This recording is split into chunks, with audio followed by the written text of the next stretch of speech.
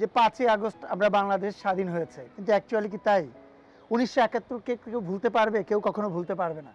আমরা যে এজটা পার করলাম এদেশে থেকে, আমাদের নেক্সট জেনারেশন হয়তো বা পার করতে পারবে না। অনেক হিরোরা এখন দেশের বাইরে, ইমন ভাই, সাইমন, বাপ্পি ভাই, সবাই আসলে যারা সিনিয়র এখন কাজ করেন। আপনি কেন দেশে? আমি কেন দেশে? আমার দেশের বাইরে যাওয়ার প্রয়োজন হচ্ছে না। আর আমি তো লাস্ট কিছুদিন আগে আমেরিকা থেকে ঘুরে আসলাম। তা আমি সেটেল হব কি হব না সেটা তো দেশের পরিবেশ পরিস্থিতির উপরে নির্ভর করছে। বিকজ আমরা যে এজটা পার করলাম এদেশে থেকে, আমাদের নেক্সট জেনারেশন হয়তো বা পার করতে পারবে না, কারণ দেশের পরিবেশ পরিস্থিতি কোনো কিছু অনুকূলে না। আর যতক্ষণ না পর্যন্ত একটা নির্বাচিত সরকার না আসবে, ততক্ষণ পর্যন্ত দেশ কোন দিকে যাবে এটা আমি কেউ জানি না। আমার চিন্তা আছে জানুয়ারিতে যাব, যেহেতু আমার শুটিং আছে ওয়াশিংটনে। তা সেক্ষেত্রে আমি আমার বাচ্চাকে এবার ওখানে ভর্তি করে আসবো, এটা আমার প্ল্যানিং। এখনকার শিল্পীরা কি আসলে পরিবেশ পরিস্থিতির বাইরে গিয়েও একটু বিদেশমুখী হওয়ার প্রবণতাটা বেশি কিনা, আপনার কি মনে হয়?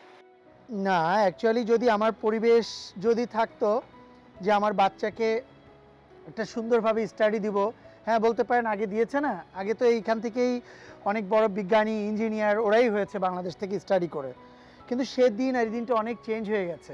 ওয়ালটন এখন দেশের সীমানা পেরিয়ে পৌঁছে গিয়েছে 50টিরও বেশি দেশে। ওয়ালটন, ঘরে ঘরে বিশ্বজুড়ে। স্টাডিটা এখন অনেক বেশি প্রফেশনাল হয়ে গেছে। ঠিক আছে, এরপরে আপনি পাবলিক সেক্টর বলবেন, প্রত্যেকটা জায়গায় করাপশন চলতেছে। আজকে আপনি আপনার বাচ্চাকে স্কুলে পাঠাবেন, বাচ্চা যে ঘরে আসবে কিনা এই অনিশ্চয়তায় আপনি ভুগতেছেন। মানে অনিশ্চয়তার একটা দেশে কেউ তার পরবর্তী জেনারেশনটাকে বিল্ড করতে চাইবে না, আমিও সেটা চাই না। একটি স্বাধীন দেশের এই প্রেক্ষাপট একজন মুক্তিযোদ্ধার সন্তান হিসেবে কতটা বেশি ভাবায়? 100% ভাবাই। বিকজ আমরা মুখে মুখে বলি যে 5ই আগস্ট আমরা বাংলাদেশ স্বাধীন হয়েছে, কিন্তু অ্যাকচুয়ালি কি তাই? 1971কে কেউ ভুলতে পারবে? কেউ কখনো ভুলতে পারবে না, কোনোদিনও ভুলতে পারবে না। 71 যদি না আসতো তাহলে আজকের এই পর্যন্ত আমরা কেউই থাকতাম না, কেউই জানতাম না। বাংলাদেশ, ঢাকা আমাদের কখনোই রাজধানী হতো না, আমাদের রাজধানী করাচিই হতো। কিন্তু হ্যাঁ, তা সেক্ষেত্রে আমরা যতই মুখে বলি চুরি না কেন, আমরা 71কে ভুলতে পারবো না। সেই স্বাধীনতা কি আজকে আসছে? নাই। আমরা সবসময় বলি যে একটা দেশ স্বাধীন করার থেকে রক্ষা করাটা সবথেকে বেশি কঠিন, সেটাই কিন্তু হয়ে আসছে।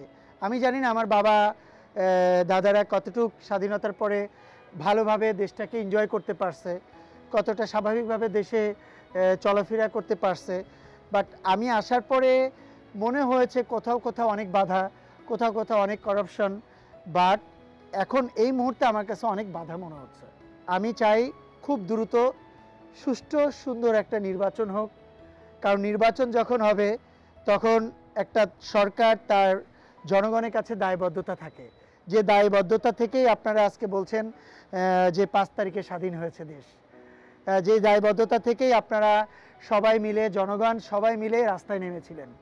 হ্যাঁ, যে দায়বদ্ধতা থেকেই সরকার পরিবর্তন হয়েছে, যে দায়বদ্ধতা থেকে একটা ইলেকশন হলে সেখানে ভোটে নির্বাচিত একটা সরকার, সেই সরকারকে আমরা যে কোনো প্রশ্নের সম্মুখীন করতে পারি, সেই জায়গাটা আমাকে ফিরিয়ে আনতে হবে আবার।